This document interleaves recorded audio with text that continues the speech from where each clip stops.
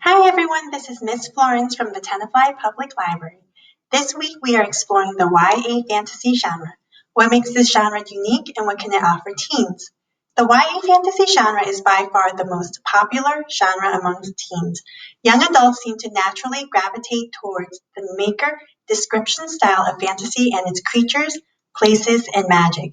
YA fantasy genre distinguishes itself in having its protagonists as teens. They are the ones navigating through complicated and imaginary places, even befriending mythical creatures. Moreover, teens often are elevated in fantasy genre society by way of having magical powers that only they can possess. At the same time, it is this elevated power of magic that can help teens save their world. The YA fantasy genre can offer teens a form of travel. Teens can travel and see landscape that is outside their immediate home. An effective fantasy genre author has the ability to invent a world that mirrors and echoes the real world we live in, yet is different enough to entice teens to explore its landscape. The author has fun creating a society with a set of its own rules. The author plays with creative liberties to invent a world that is visual, descriptive, and cinematic. Through its pages, teens can satisfy their curiosities and travel at their own pace. The YA fantasy genre can offer teens an opportunity to be an expert of an imagined world. Teens can be experts of the imagined landscape, the rules, and the history of the world built by fantasy genre authors. Leigh Bardugo in her Language of Thorns collection even goes as far as creating its own language. Arguably speaking, such control and expertise offered by the fantasy genre can counter the uncertain feelings teens may face as they navigate and learn about the real world. Now on to the fun part. Here are some of my recommendations in YA fantasy genre. Lockwood and Company. Lockwood and Co. by Jonathan Stroud will transport you to a parallel universe in England where only teens have the power to fight the problem of hauntings. The world building in Lockwood and Company is familiar yet inventive.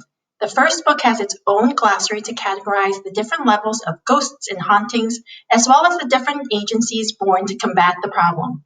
Teens are considered lifesavers, but at the heart of it, what makes the novel special is the bond the three main characters has in Lockwood and Company. Each has their own unique personality and talent within the agency, and the author employs humor that keeps the page turning. Lockwood and Company is part of a series of 6 novels. The Lie Tree. The Lie Tree by Frances Hardinge is a historical fantasy that challenges readers to reflect on what they have faith in. Victorian scientific society serves as the backdrop. It tells the story of Faith Sunderly that's new to her home and surroundings as the mysterious death of her dad unfolds. The Lie Tree is very much its own character as Faith learns to use its powers. The tree bears fruit, but only if you whisper it a lie. A hidden truth, in turn, can be learned. Last but not least, The Raven Boys. The world building in this novel by Maggie Stiefvater revolves around the world inside and outside a private school setting. Blue, the teenage protagonist, has the power of clairvoyance that's different in strength from any other adults she knows.